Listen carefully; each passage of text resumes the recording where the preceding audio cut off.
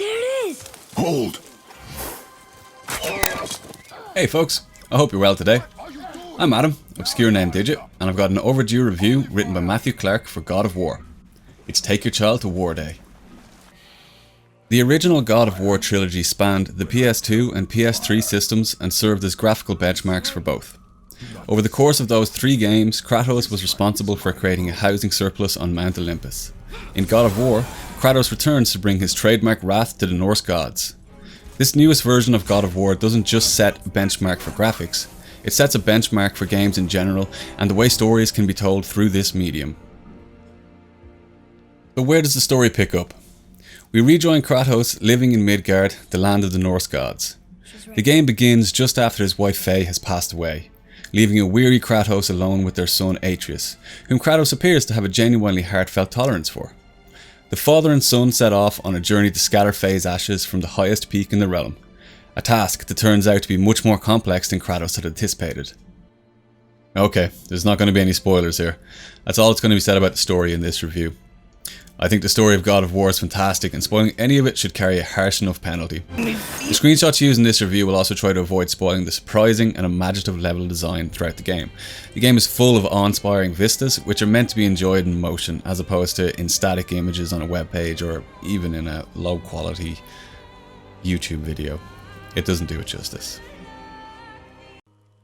What we will discuss here, though, is the strong character development and excellent storytelling that occurs throughout the game.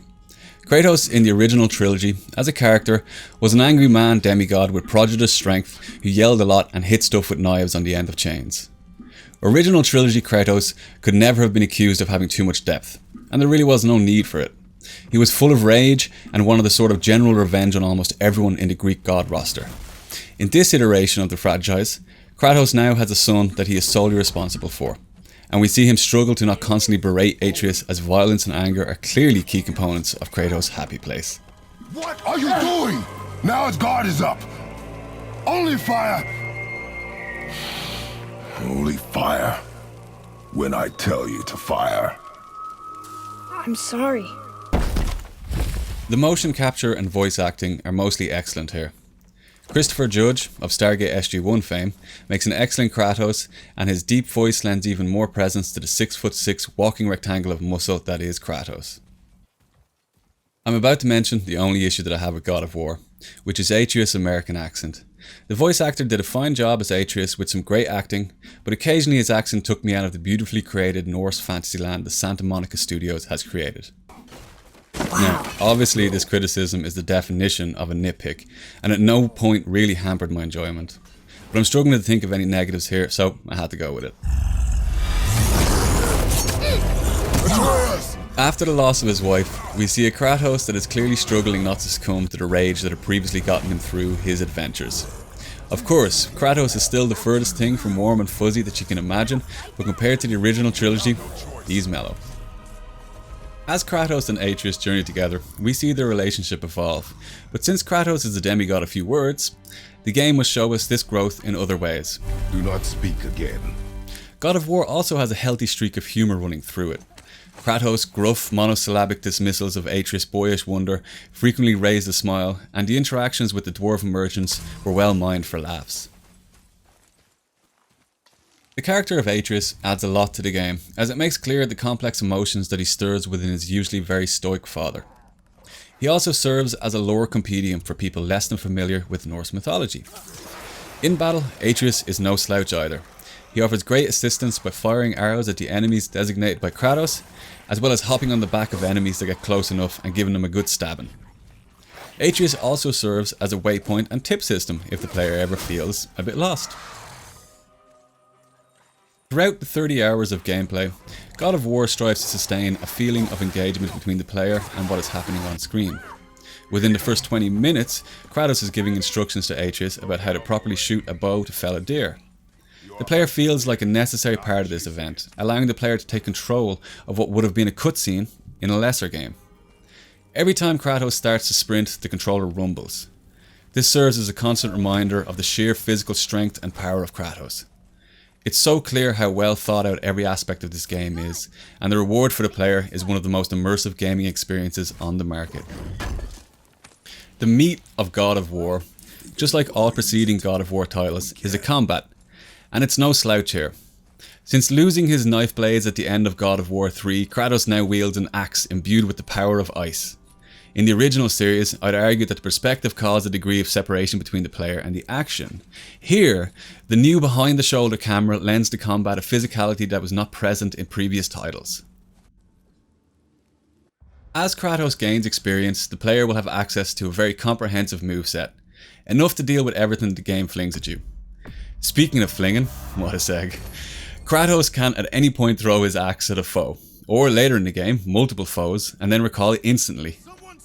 The moves that unlock later in the game expand on this ability and give Kratos the ability to unleash more damage on foes.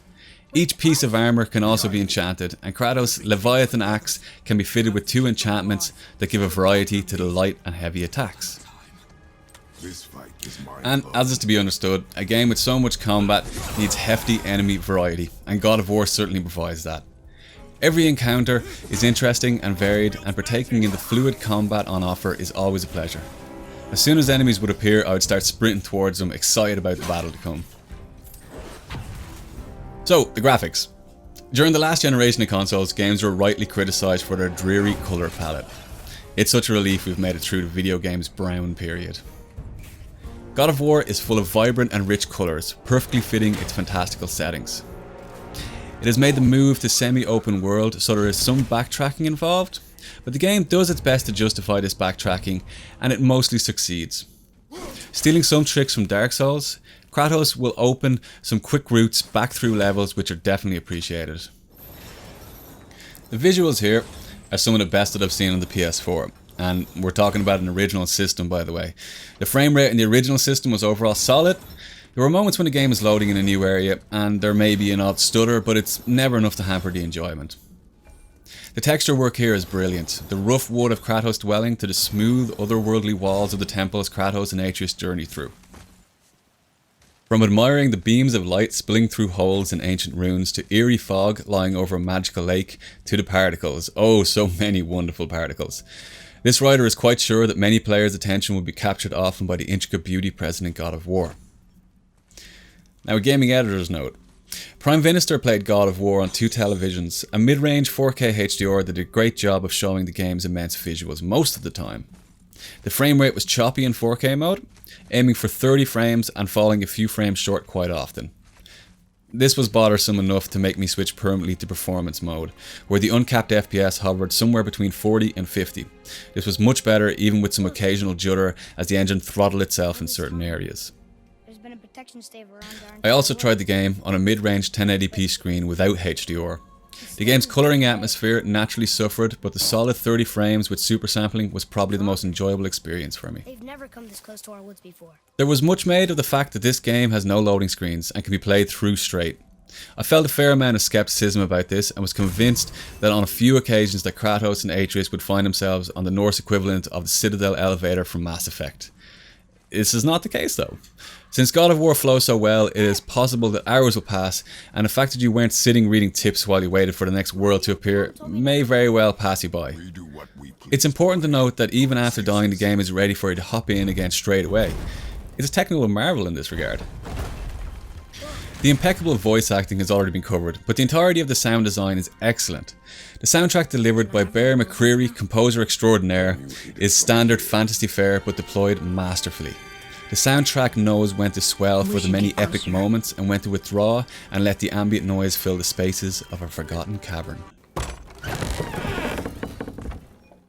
God of War is one of the best games this writer has had the pleasure of playing in years, maybe ever. Almost every aspect of this game is nearly perfect, and the other aspects are perfect. For this writer, the physicality is the enduring element of this title. The sense of power communicated to the player while controlling Kratos is always present. The sense of excitement of where the grand adventure will go next, and a fascinating relationship between partially reformed vengeance machine and his son make this an experience to remember. Alright folks, thanks very much for watching. As you can tell from this review, we like God of War. It's a pretty damn good game. If you're a fan, let us know down in the comment below. Tell us what your favourite aspect of the game is. If you disagree, also let us know down in the comments below. Don't forget to hit the thumbs up if you like this video, and if you dislike it, you know, hit the thumbs down and let us know why. I'm ObscureNameDigit. Thanks for watching, folks. I'll see you later. Look here. Oh, look! It's Skull and Hati, the giant wolves who chase the sun and moon. Where did they come from? How did they get up there? What's happening there at the end? They eat the sun and moon? And then everybody fights?